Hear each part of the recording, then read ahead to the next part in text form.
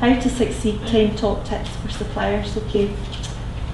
Pre-award, I mentioned, open the documentation immediately and look at it. Not very quickly, but seriously look at it and pay attention to how much time you think it might take you to complete it. There's no point in starting it on a Wednesday and be sitting at 11 o'clock on a Friday tearing your hair out because you've got to hit the send button at lunchtime and then the system goes down or you lose your broadband. Okay. Respond fully to all the questions. I had a conversation with a council just 2 weeks ago. We're going to use the new national contract. Why is that supplier not on the national contract for this particular lot? And when I looked into it, they'd missed an entire section of scored questions. They just simply hadn't completed it. It wasn't that they completed it and not got the points for it, they just hadn't completed it at all. So I was really quite shocked, because they're an established supplier. They should be completing tenders for years basically, and they should have known better. So I don't quite know what happened. So pay attention, make sure you complete every last section. Okay. If you've got a problem, ask a question. We use EPS, the electronic system within Scotland Excel. If you have a question, you can post it. It will come through to us by email to whoever it is that's in charge of that procurement. We will answer your question, but it will get put back out to everybody. So it's open and fair. So if somebody asks a question, you'll all get to know anonymously what that question was and what the answer is. So it might help you. So don't sit about and wait. You're better to ask the question, find out. And attachments. Make sure you've put the attachments in. If you have completed a product schedule, make sure you've attached it. Because if you haven't got all the attachments in and it goes beyond the submission date and they're not there, you will be excluded. So if you don't put in your pricing proposal, you'll be excluded. That's the whole point of the system, so that there's no opportunity for any unfairness. Everybody's playing with the same rules. Management information, again, within Scotland Excel tenders, you should find information on the management information that you'll be asked to supply. You will be required to supply it within 4 weeks of the end of each working quarter of the financial year.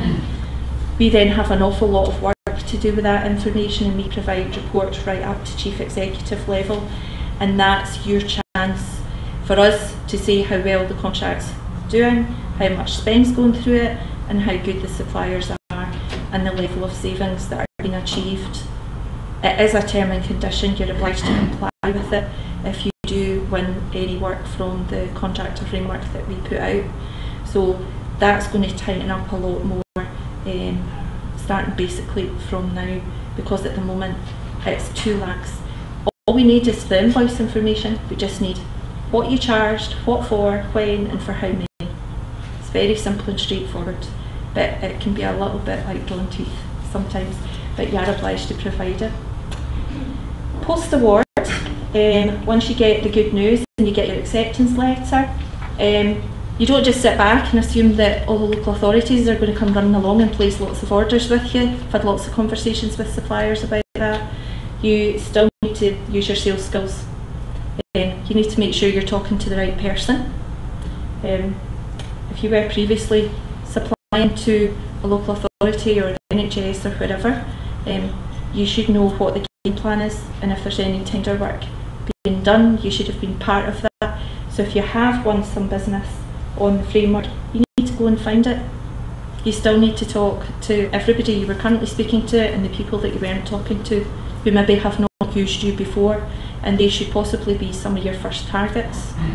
So you need to secure the business you already had and look for the new stuff, because some of your competitors may not be on the new framework. So some local authorities could be changing suppliers.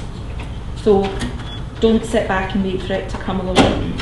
And again, know your customers and what they actually need. Establish how they want to be supplied. Do they want one invoice? Do they want an invoice a week, an invoice a month? Anything you can think of that will make their life easier and yours. Anything that's slightly different to what they currently get or what your competitors provide. And again, sell what you offered. I made a few notes for myself. Things like if you've not got no delivery charges, remember and tell them you don't charge delivery. If you're going to give an early settlement discount, if your invoices are processed in 7 days or 14 days, make sure you point that out to the people that you're actually selling to, so that they realise that, because that could make the difference between you getting business and not getting business on the framework. You need to remind them of what you actually offered.